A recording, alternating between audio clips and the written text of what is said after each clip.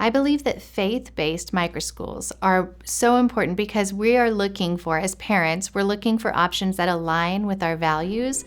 And oftentimes families cannot afford to send their kids to a traditional private Christian school. And we want something that's going to align and to reaffirm the faith and the values that we are trying to instill in our kids as we are discipling them at home.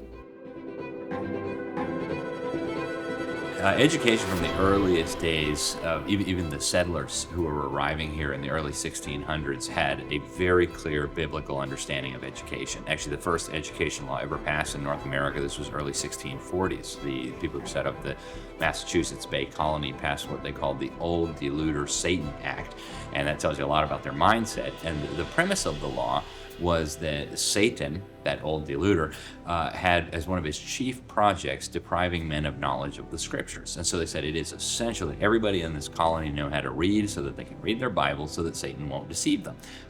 Now, they didn't set up a government school system like we have today. In fact, there was virtually no distinction between church and state at that time because it was, in the truest sense, a Bible colony.